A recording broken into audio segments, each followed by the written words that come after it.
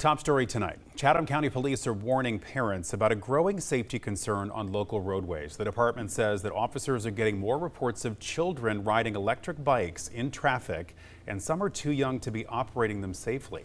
WSAV's Nakaya Harris spoke with the chief, Jeff Hadley, about what officers are seeing and why he says parents need to know the rules before buying these bikes. Now, Ben, these are bikes with electric motors that assist the rider, making pedaling easier and enabling longer, faster, or less strenuous rides. These bikes are very popular, but they can also be dangerous, especially for kids.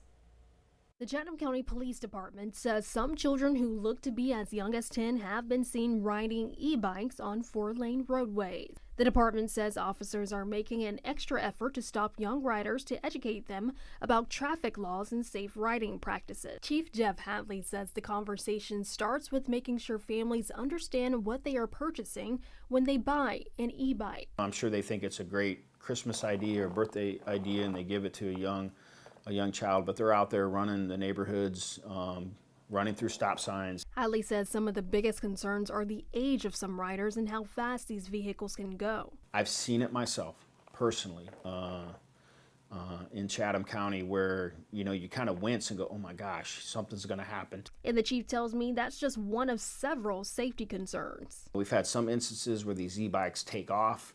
They go into a wood line or something like that when the officers try to engage them or confront them or stop them. And so that's just that's a recipe for disaster. Hadley says he would like to see more clarity around e-bike laws in Georgia, but says the goal right now is awareness and prevention. He also pointed to the 2025 hit and run that killed a 14-year-old in Chatham County, saying the most important goal is to keep young riders safe. We want to keep them safe. We want them to be safe. We want them to get beyond their teenage years and go on and live a productive life. In addition to e-bikes, police say they are also seeing minors riding dirt bikes. Under Georgia law, dirt bikes can only be ridden off-road. The department is urging families to understand the difference before making a purchase. Nakaya Harris, WSAV News 3 on your side. Nakaya, thank you. The GBI is investigating an officer-involved shooting in Appling County after a chase involving a suspect wanted for kidnapping. A state trooper from Hazelhurst was helping the Jeff Davis County Sheriff's Office find a suspect wanted on an active warrant. Investigators say the suspect got out of the car and took off running, leading troopers on a foot chase. During that chase, troopers say the suspect fell to the ground, refused repeated commands, and reached toward his waistband. That's when the trooper opened fire, hitting the suspect multiple times. He was taken to a local hospital. His condition remains unknown tonight. Savannah police have made an arrest in a deadly shooting that happened nearly 4 years ago. Police confirmed to WSAV that 42-year-old Julian Bryant was arrested on Friday and charged with murder and possession of a firearm during the commission of a felony. The case dates back to December 11th of 2022. That is when officers found 40-year-old Marvin Swan shot to death on Gateway Boulevard West. Police have not released any additional details about what led to the arrest or when his court appearances may be. A fourth person has been charged in connection to a 2024 fire that injured staff members and inmates at the Jasper County Detention Center. The South Carolina Law Enforcement Division says the 37-year-old Kirsten Holmes has been charged with first-degree arson and criminal conspiracy. The fire broke out on Saturday night in September of 2024 at the detention center. Authorities say multiple staff members and inmates were injured and taken to the hospital for treatment.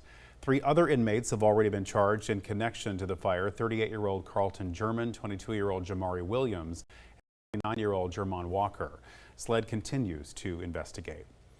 Savannah's mayor is responding after Savannah-Chatham County Public Schools was named as one of 20 districts under review by the U.S. Department of Education over how districts handle reports of sexual misconduct allegations involving staff.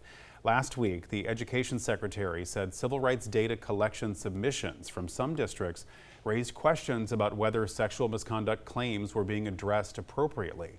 Savannah-Chatham County Public School officials tell WSAV they are aware of the review and say student safety remains a top priority. Today, Mayor Johnson was asked about the district being included on that list. I wasn't happy that my local school system was on the list, but I also am wise enough to recognize that a review is not an indictment, not necessarily an accusation. And again, I think and hope and expect that our school system will cooperate fully and let the findings end where they are, and then let's make the system better and tighter so that we're not on the list next year. Mayor Johnson is also urging anyone who experiences sexual assault or harassment to report it. He says parents should pay attention to changes in behavior and feel comfortable asking questions when something doesn't seem right. The Chatham County Police Department is giving the public a new way to see how its flock camera technology is being used. A new flock safety transparency portal is giving the public a closer look at how the department uses its license plate reader cameras. People can now see how many cameras are in use, which law enforcement agencies share data with Chatham County Police, how many license plates have been scanned in the past 30 days, and the department's policies for using the system. The portal also shows the types of investigations where flock searches have been used over the past month, while keeping individual license plate numbers and personal information private. The portal also highlights cases where flock helped investigators, including the search for Quinton Simon and a recent stolen vehicle case that police say was solved within 30 minutes of the theft. The flock transparency portal is available through the Chatham County Police Department's webpage or directly through Flock Safety's transparency page. Data centers have become a growing debate across the country, and now Bullitt County leaders are looking at new restrictions on where they can be built. The county is taking the first step toward potentially banning them and cryptocurrency mining operations in some areas. The Bullitt County Planning Commission, the Zoning Commission as well, is meeting tonight to discuss a proposed text amendment requested by the Board of Commissioners. If approved, the change would prohibit data centers in the county's unincorporated areas and remove options for cryptocurrency mining facilities.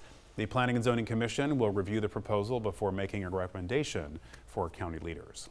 WSAV's Evan Smoke is at the meeting right now in Statesboro, and we'll have the latest on the discussion and what this could mean for future development in the county tonight at 10 and 11. Garden City homeowners will see a higher property tax rate after city leaders approved a millage increase. The city of Garden City has adopted a millage rate of 7.581. That's an increase of 3.550 mills from last year. Before the final rate was adopted, the city had proposed a rate of 4 mills, which officials said would have generated about $1.4 million. Officials say the average homeowner would have seen an estimated increase of about $31 a year under the earlier plan. City leaders have not yet released a breakdown of how the new rate could impact individual property owners. New at 6, after making the switch to a new library system earlier this month, Effingham County is now moving forward with plans for a brand new library in Rincon. As part of the agreement, the county will acquire a portion of city-owned property for the future site. The remaining land will go to the Rincon Economic Development Initiative Board for future commercial development that fits with the city's master plan. Officials say the new Rincon Library will include more space for programs, improved accessibility, and features designed around the needs of the community. The project comes after Effingham County completed its transition from the Live Oak Library system to the Statesboro Regional System earlier this month. County leaders previously said the switch would give them more local control and the ability to expand services for patrons. The city says residents will have a chance to provide input on the new library design as plans move forward. A timeline for construction has not yet been announced. A national grant is helping preserve Black history across the Lowcountry. The Gullah Geechee Cultural Heritage Corridor has received a $150,000 grant from the National Trust for Historic Preservation's African American Cultural Heritage Action Fund. The funding will help the corridor hire a preservation director for a 2-year term, and leaders say the position will focus on building the infrastructure needed to preserve the region's historic sites, cultural resources, and lands connected to Gullah Geechee communities. The corridor was one of 27 sites nationwide to receive a share of $3 million in grant funding. Now, Time Saver Traffic, sponsored by Arrowhead Clinic, the accident doctors, where it pays to get well. This evening, we haven't been experiencing many major issues on the roadways around the Coastal Empire and Lowcountry. Looking at a smooth drive right now along Interstate 16 from downtown to 95, but we are experiencing some minor delays as you head more toward Pooler Parkway. But overall, taking just about the normal amount of time to head to any of the major destinations this Tuesday. We are going to be looking at hot and breezy conditions for Wednesday and Thursday, other than a few passing showers and storms, but storm chances increase for Friday, Saturday, and Sunday, actually, as a cold front makes its way into the southeastern U.S. We'll have a more detailed look at the forecast coming up.